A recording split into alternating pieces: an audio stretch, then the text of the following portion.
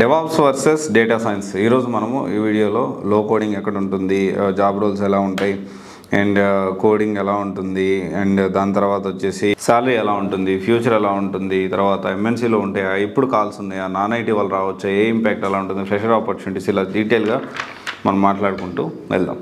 అయితే ఇక్కడ మనం చూసుకుంటే సో డెవాప్స్ విషయానికి వస్తే ఇది లో కోడింగ్ కోర్స్ ఇది కూడా. అండ్ డేటా సైన్స్ కూడా లో కోడింగ్ అని చెప్పడానికి లేదు, కానీ దీంట్లో అయితే కోడింగ్ అయితే ఉంటుంది. అండ్ తర్వాత వచ్చేసి జాబ్ రోల్స్ విషయానికి వస్తే డెవాప్స్లో కుబర్నెటిస్ ఆర్కిటెక్ట్ అని, లైనక్స్ అడ్మిన్ అని, ఏడబ్ల్యూఎస్ అని, డెవాప్స్ అని, డెవాప్స్ ఎస్ఆర్ఈ అని, డెవసెకాప్స్ అని, DevOps with AI, DevOps with AWS, DevOps with GCP, DevOps with Azure, ఇలా చెప్పుకుంటూ పోతే మల్టిపుల్ అయితే ఉన్నాయి డెవాప్స్లో.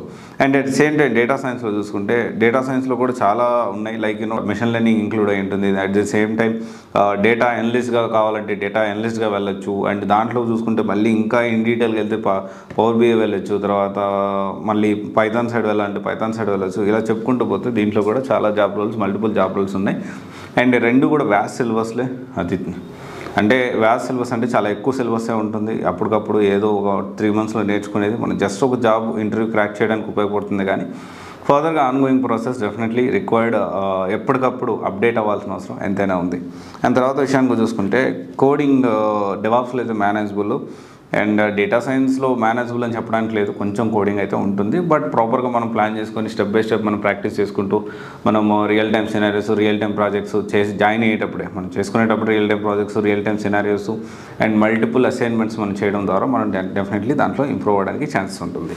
అండ్ శాలరీ మన ఓపిక డెవాప్స్లో అయినా కానీ డేటా సైన్స్లో కానీ మీ ఓపిక. ఇంకా చెప్పాలంటే డెవాప్స్ కంటే కూడా డేటా సైన్స్లో అండ్ మెషిన్ లెర్నింగ్లో అండ్ తర్వాత దానికి ఇంకా ఏఐలో చూసుకుంటే చాలా విపరీతంగా, అంటే మన ఓపిక. మీరు 1 year వరకు మీరు అంటే ₹1,00,00,000 జీతం వరకు మీరు తెచ్చుకోగలను అంటే అంత దూరం మీరు వెళ్ళొచ్చు. లేదు అనుకున్నా కానీ దాని తగ్గట్టు మీరు ప్లాన్ చేసుకోవచ్చు. అండ్ మీరు ఎంత కష్టపడితే అంత శాలరీ మనకి పెరిగేదానికి ఛాన్స్ ఉంది.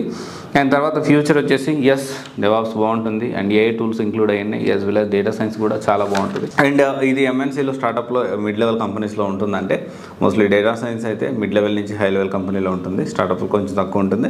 వేరియస్ డెవాప్స్లో చూసుకుంటే startup, mid level and high level company, MNC కంపెనీలో అన్నిట్లో కూడా ఉంటుంది. అండ్ దాని తర్వాత చూసుకుంటే కాల్స్ ఉన్న పరిస్థితి చూసుకుంటే ప్రజెంట్ రెండింటికి కూడా కాల్స్ ఉన్నాయి. కాకపోతే డెవాప్స్లో ఎక్కువగా ఎక్స్పీరియన్స్ వాళ్ళకు ఉన్నాయి అండ్ డేటా సైన్స్లో బోత్ ఎక్స్పీరియన్స్ అండ్ ఫ్రెషర్స్కి ఉన్నాయి. ఇంకొక విషయం వచ్చేసి ఏంటి అంటే డేటా సైన్స్లో జనరల్గా ఏంటి అంటే ఎక్స్పీరియన్స్ వాళ్ళకే ఎక్కువ కాల్స్ ఉంటాయి, కానీ ఇక్కడ ఏంటి అంటే కెరీర్ గ్యాప్ వాళ్ళు అండ్ ఫ్రెషర్స్ ఎలా ప్లాన్ చేసుకోవాలి అంటే కొంత దాంట్లో real time scenarios, real time projects చేసి మన portfolio LinkedIn and GitHub ready చేసుకొని రియల్ టైమ్ ప్రాజెక్ట్స్ చేస్తూ ఆ ప్రాజెక్ట్ బేసిస్లో మనం ఇంటర్న్షిప్ కానీ తర్వాత కంపెనీలో జాబ్ తెచ్చుకోవడానికి పాసిబిలిటీస్ ఎక్కువ ఉంటాయి. ఓకే, ఇది ఒకసారి ప్లాన్ చేసుకోండి. అండ్ తర్వాత వచ్చేసి ఏ ఇంపాక్ట్ ఎలా ఉంటుంది డెవాప్స్లో అయినా కానీ ఏ ఇంపాక్ట్ అనేది ఏమాత్రం ఇంపాక్ట్ ఉండదు, ఎందుకంటే ఏఐ టూల్స్ యూస్ చేసుకొని ఇంకా డెవాప్స్ ఏదైతే ఆపరేషన్స్ అనేవి ఇంకా ఈజీగా చేయడానికి పాసిబిలిటీస్ ఉంటాయి. సో జాబ్స్ అయితే పెరుగుతాయి, ఏఐ వల్ల తగ్గే ఛాన్సెస్ లేవు. And data science obviously it is a part of AI కాబట్టి డెఫినెట్లీ ఎలాంటి ఇంపాక్ట్, జీరో ఇంపాక్ట్ అని చెప్పొచ్చు. అండ్ తర్వాత విషయం చూసుకుంటే ఫ్రెషర్స్ ఆపర్చునిటీ మనం చెప్పాం ఆల్రెడీ, ఎక్స్పీరియన్స్ ఆల్రెడీ చెప్పాం. రియల్ టైమ్ ప్రాజెక్ట్స్ అనేవి కంపల్సరీ మనము చేయాల్సి ఉంటుంది రెండిట్లో కూడా.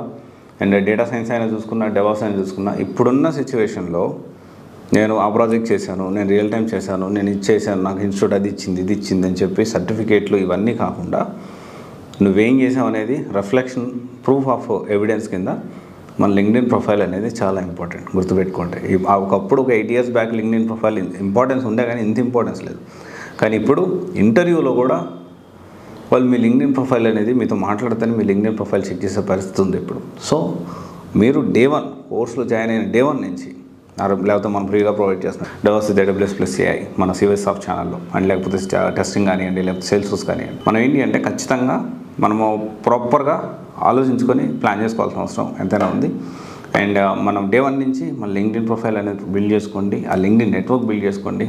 అంటే చాలా యూజ్ అవుతుంది, ఎందుకంటే హెచ్ఆర్స్ ఉంటారు అండ్ కంపెనీ డైరెక్టర్స్ ఉంటారు అండ్ కంపెనీ పేజెస్ ఉంటాయి, వాటిని మీరు ఫాలో అవ్వచ్చు. జాబ్ ఆపర్చునిటీస్ పెరుగుతాయి అండ్ మంచి ప్రొఫెషనల్ థింగ్స్ అన్నీ కూడా అక్కడ షేర్ చేస్తూ ఉంటారు కాబట్టి so please be active on LinkedIn job వచ్చే వరకు.